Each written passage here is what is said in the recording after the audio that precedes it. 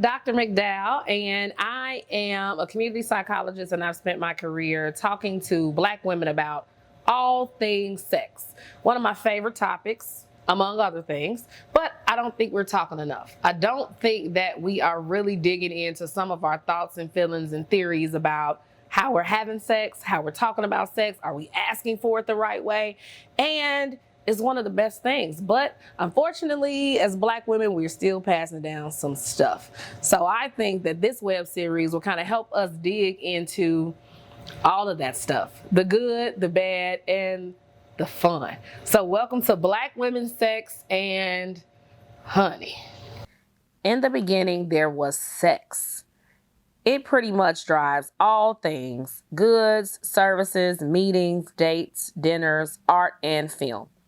Everything comes from or leads to sex. Crazy thing is, even though sex is so natural and inevitable in various forms, many do not have the instruction manual for how you do it.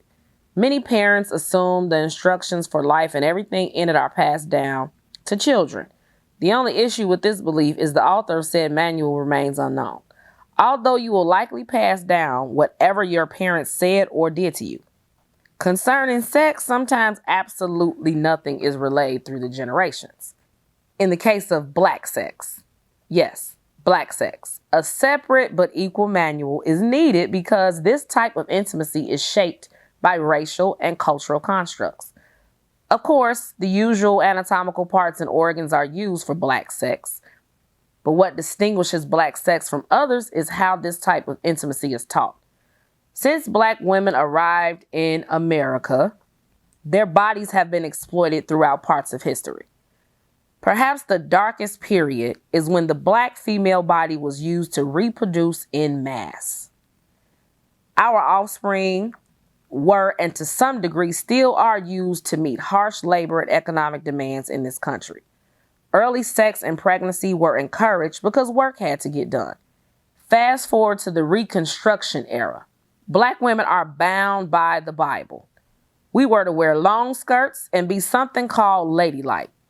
Suddenly, we embraced a generation of committed wives and mothers who cared for families and outside children alike because maintaining a marriage was an accomplishment. The quality of the relationship was irrelevant. Sex was not for us. Sex was for men. You were taught to stay pure for your husband, then satisfy your husband, forsake all others until you die. Basically, you should never practice having sex, but you better be damn good at it after this ceremony where you give up your name, grab a ring, and jump a broom. Now jump to the Civil Rights Movement, a time when so much unfolded around social and racial justice. Orgasms, fidelity, and womanhood hardly top concerns for Black people given the climate. Instead, Black women during this period were diligent, quiet, and faithful. They remained loyal to the cause, not to owning their sexuality. Fast girls and the ones who appeared in the magazines did that. If you were not that type of woman, you would conversely skip talks about sex and use appropriate nicknames for your vaginal area like pocketbook. Fast forward to what looks like sexual freedom, i.e. the 1970s. Pam Grier hit the big screen.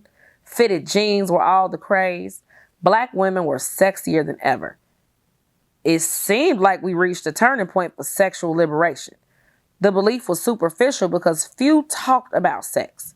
We created babies, raised babies, wed, and divorced. We still believe sex was reserved for girls in the other group, the fast girls, the ones in the magazines. No manual was written, yet sex was hardly discussed in our households.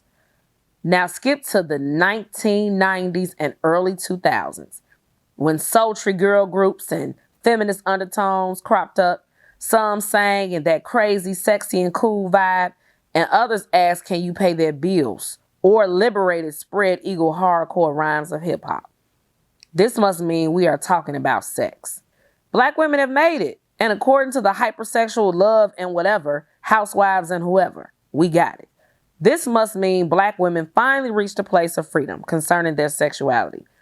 Right. No, it's wrong. It's absolutely wrong. We just moved along. We survived, but we did not liberate.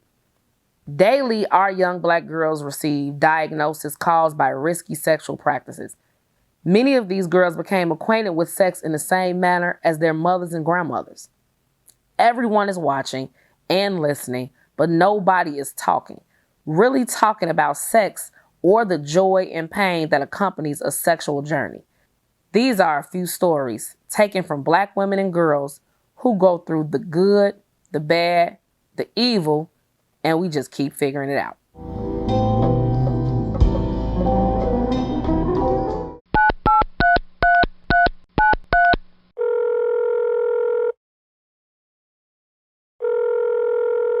Niecy, pick up the phone. Pick up the damn phone. Hello, Kim. You've been calling me all morning. Look. I just need your advice. You got 3 daughters. This is my first one. Most shit I can handle or have an answer for, but I don't know what to say about this. I can't figure out why she would be doing something like this. Is she like a freak or something? I don't get it, Kim. Calm down. Slow down and tell me what the issue is. You know Tammy's room is right across from mine, and we have the bathroom separating the rooms, right? Kim, I've been to your house 100 times.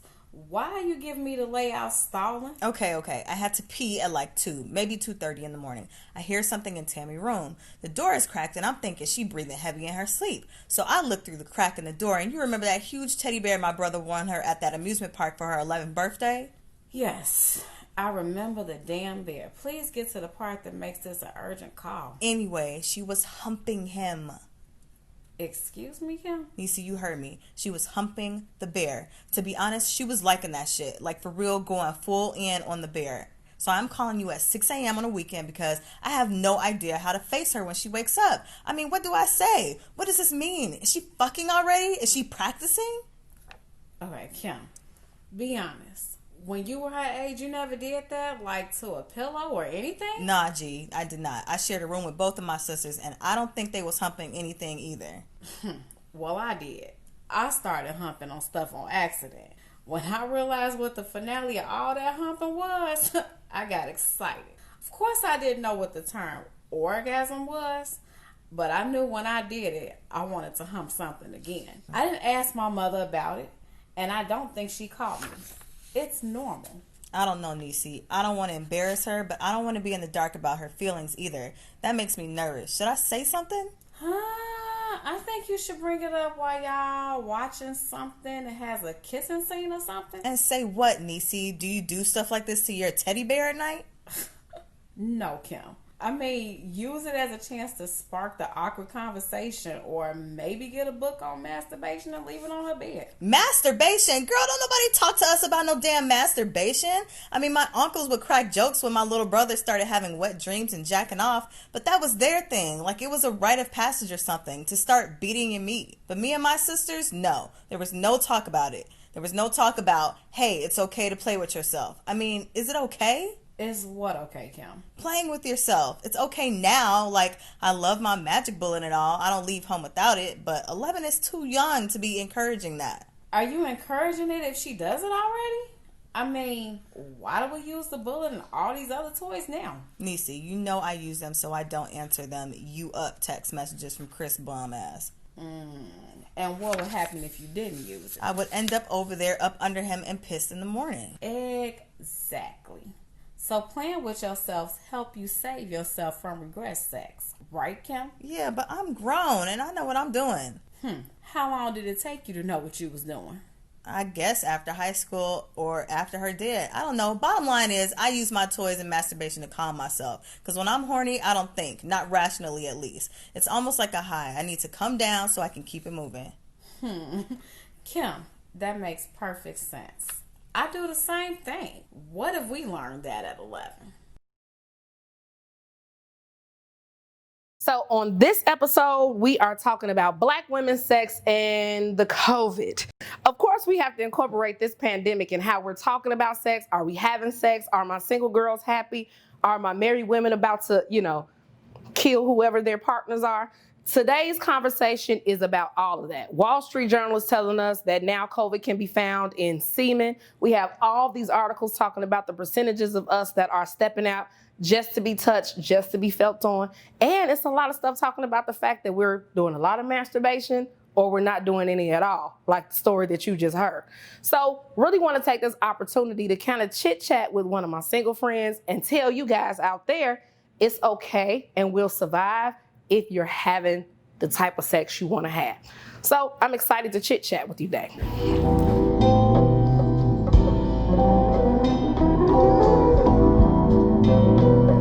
So I was able to get one of my girls to come down here and chit chat with me because COVID has obviously shifted some of our sex lives. I can't really compare mine because I have, the stay-at-home dick, if you will.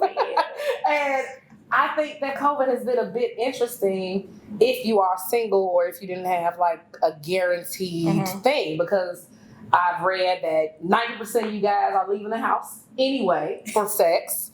I have read that, these Tinder subscriptions are off the chain. People are logging into OnlyFans. Well, I'm saying people, I'm people. I've logged into OnlyFans. But I wanted to bring my girl Sky on, who's newly single. Yes. And kind of tell us, so do you feel a way, because you became single around the holidays, right? Thanksgiving. Okay.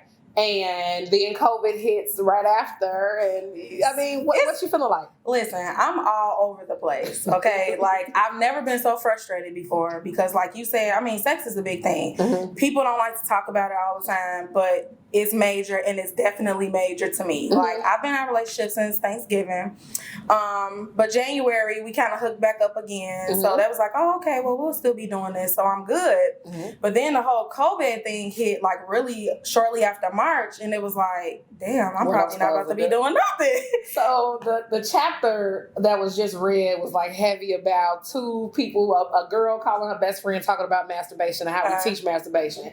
Has that increased since? Yes. COVID? I mean, 3 times a day. Amen. Whenever I feel it, I gotta do it because really, I'm thinking about the safety of things. Like, okay, I don't need to be doing this, moving around. But even though I've always been in tune with my body, like sexually, now I'm more in tune with my girl. It's like, I know exactly what she wants. That's cool. And it's major. I like that she said in tune with her girl. Like, it's possessive, it's ownership. Have you named her? Yeah, Nana. Nana. That's interesting. I think, an activity to leave you with is you self-care. You should give her an identity. Yeah, true. She had the name before COVID. Yes, but then even now, like, it's like, because I'm older, then I'm just progressing in my sexuality, like, I can really own that name. I was just doing it to be funny, but now it's like, oh, this is like... So before COVID, you masturbated less? Less, yes. Okay. Yes, because I had live-in at the time, so I was just doing it all the time. But now it's like I got to do it more. So do you feel like when they release us, and allow you to go back out, that whoever you have sex with, it'll be better because you've been masturbating as much as you have? I think it will be better. And because I've been more so in tune with my body now, because, hell, I got to be with her all the time. So it's like now I really know what I want and what I require. So, definitely. I think it's really going to be better then. So what about stress? I think that, COVID is causing a lot of anxiety as it relates to just how am I supposed to go about my day-to-day with these new norms? So do you feel that when you do have an orgasm that you are nicer, that you are calmer? So I feel like I'm calmer. I'm definitely more happy. Like the way that my energy exudes after that, it's a different type of vibe. Like definitely. Right. And I definitely think that all women should do that only because it really gets you to a place where you know who you are. Sexuality is important. Right. Knowing what you like is important. Right. So it's a big deal. So like even when you get in that space, like you're extremely like, man, I'm like that chick. Like I be like that. Like I'm glad that you kind of alluded to enhanced confidence, right? And not only does it enhance your confidence, it's a muscle. Yes. Like scientifically, it's something that you're supposed to use, and then it gets better. And you contract, so it helps your waistline. Yes, okay. So as things start coming in and edging out, it's really because you're constantly releasing, and then it helps with vaginal dryness because you begin to get more lubrication. Get it flowing, sis. She's like, you're using me regularly, so let me give you more to work Right, with, you know? right. That's real. And the thicker you are, and I'm not saying this because, you know, Because, we are. the consistency is thicker. It's like a honey. What it could turn into is thick like honey. And I noticed the difference, the change, even I'm from a toast to when that. I was in my relationship and with my guy. Like, guys pretty much just do even what they think you want or what you're used to for so long. But it's like, I'm about to come out the bag once we able to come outside, because nigga, this a different girl. This a different girl. You know, this a different girl. It's much different. So let's talk about what's happening in your mind when you masturbate, right? Because a lot of people have questions like, how do I start? How do I get into it? So are you scrolling through the various porn sites to kind of get motivated, or do you just go off memory? So I'm visual. And I really am hands-on, but I have to see something. I need to get a picture vividly, before me. And it does take me a minute. I do have to scroll, because I'm a porn girl. But I'm on page 900. Okay. I'm like, well, you really think so? It's frustrating and irritating, but then you think about once I find something, this is about to be good. Right. It's a reward at the end of that. But then it's like, it do take you a while to kind of work yourself up. But by you even touching your body, you have to think of something that makes you feel sexy. And that can be anything. Yeah. You know? I think the good thing I like to tell people that you're not alone. If you pull up a porn link and you see that you're into the big, the small, the talls, the whatever your fetish is, look at the number on the bottom. And it says 9 million other people have the same fetish. So when people get in their heads and can't really enjoy all things that masturbation is supposed to be, they think that they're the only one. That's so true. And when you get out of your head that you're the only one that's into it, or that it's weird, or that is something that you need to talk to somebody about, it's not. It's not. The whole world is kind everybody's doing it, and I don't know why we feel so shamed. But to be totally honest with you, you have to know what you like before somebody else can give you that. And the sex piece, the masturbation, that's important. It helps you release. I definitely will say this, and this is not just me saying anything. This is from personal experience. I feel so calm, so at ease. I feel sexy. It's like, you can't tell me nothing because I know what I like. I know what I want. And you said it's safe because the Wall Street Journal and I think a couple of other viable sources said that COVID can now be spread sexually through semen. So I don't mean to be the bearer of bad news, but it's one of those things where is it a scare tactic? Are you saying that now we can't just have, free ejaculations because it could be in there? I know. That's crazy. Even just thinking about that, it's that definitely is a scare tactic now, especially for me even hearing that, because I did not know that. And it's man, you take that away from me, then I'm gonna have to masturbate the rest of the time. You want some type of contact with somebody else after a while. So that's definitely frustrating. But it's something that we gotta get out of ourselves and get out of our minds with this type of thing, because it's in your fingernails. Right. So when you're masturbating, there are different levels to it, right? So some people have to use stimulants like toys, and some people once you get to a higher level, in some instances, you don't have to use anything. Yes. It's almost like phase one. Right.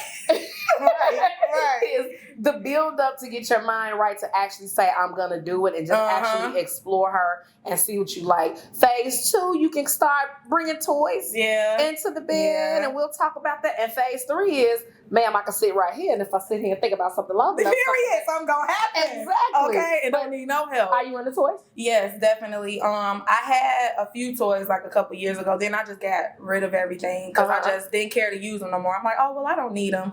But even in this, baby, I had got me another toy. I said, oh, I got to use this. And you can change the buttons. It go from different phases. It's a button on there. And then if you just want to be real chill when you ain't trying to do the most, you just push that one button. Then it's button 2. Then it's button 3. So it escalates. And that's the best thing I've ever gotten. So it's funny. There is, I'm root for everything black. Yep. Black girl out of Chicago who is selling out of her stuff regularly in the COVID. And the number one seller is the duster thruster. The duster thruster. Well, what does that do? I'm assuming it thrusts the dust off. I don't know exactly what it does specifically, but listen, y'all get it and then put in the comments how you felt about it if you want to. But toys are good, and I think that you have a lot of different options if that's something that you want to do. But do you feel any regret being single or any anxiety being single in this outside of masturbation?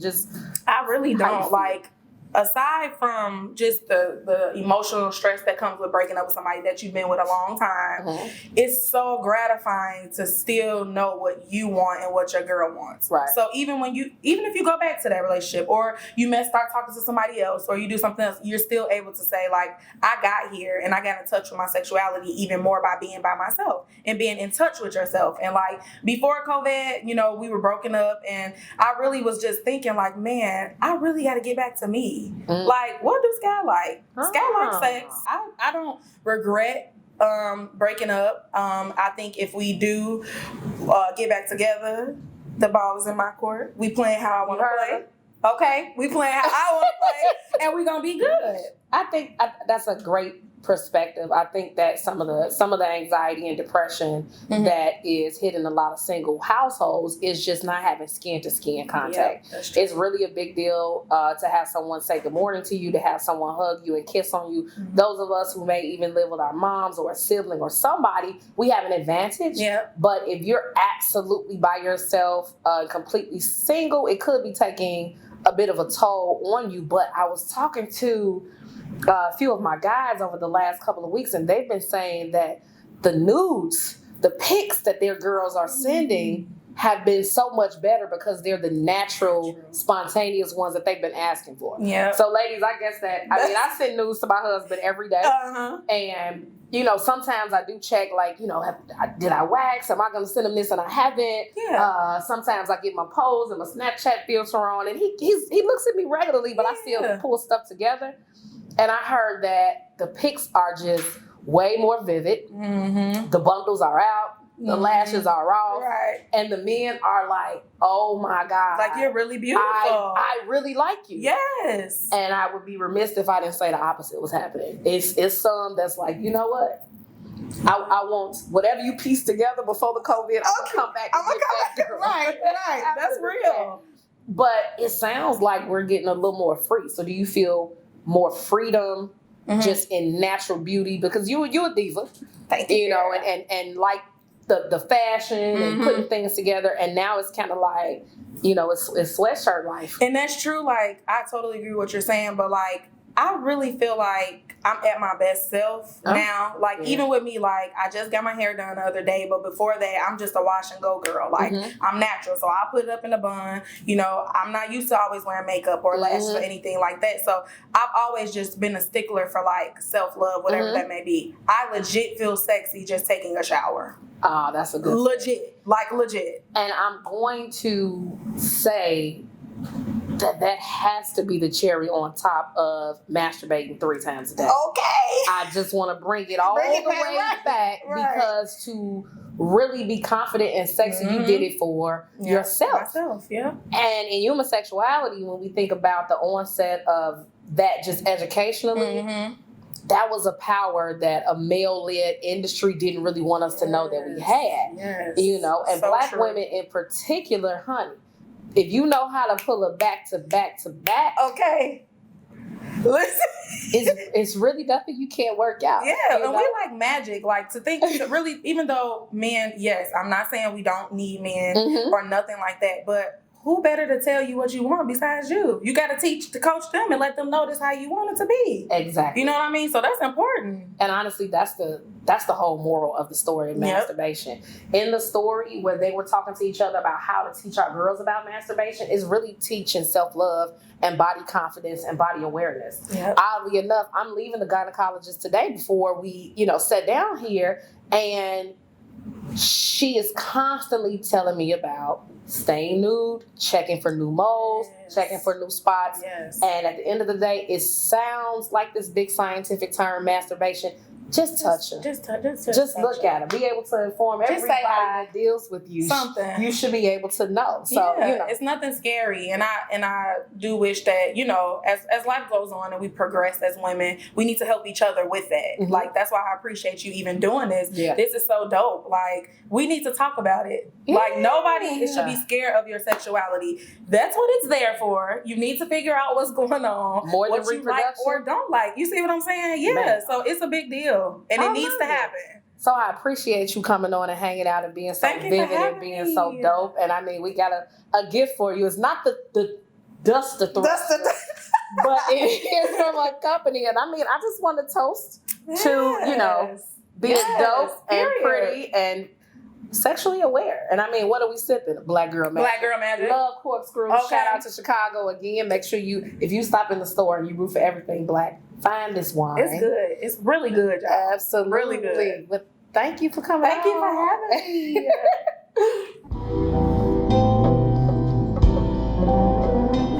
me. So here's the thing. I'm probably going to end every time saying, here's the thing. I appreciate Sky chatting with me. I love the fact that you got to hear the story, but I hope that what you took from this is self-care. I hope that what you're going to do today is not just masturbate, but look at her. Mirror exercises, Google them, pull out the hand mirror, be able to say, you know what, I know exactly what's going on with my body. And I know how to teach my daughter to know exactly what's going on in her body. If you're sitting in the house and you have a daughter, it's really your obligation to make sure that the information that you got, you pass down. If this is going to be your first night trying to masturbate, or it's going to be your first week trying to do it, and you're grown, why not give her the tools that she needs early so she can not only protect herself and stay safe, but fall in love with herself and her body? Because the whole point is to know that it's just one you. You're more than enough. You're sexy enough. And you should be able to tell people exactly how they're supposed to sex you. So if you're having bad sex, it's your fault. So see you sex time. Did I say sex time? Yes, I did. Well, see you sex time.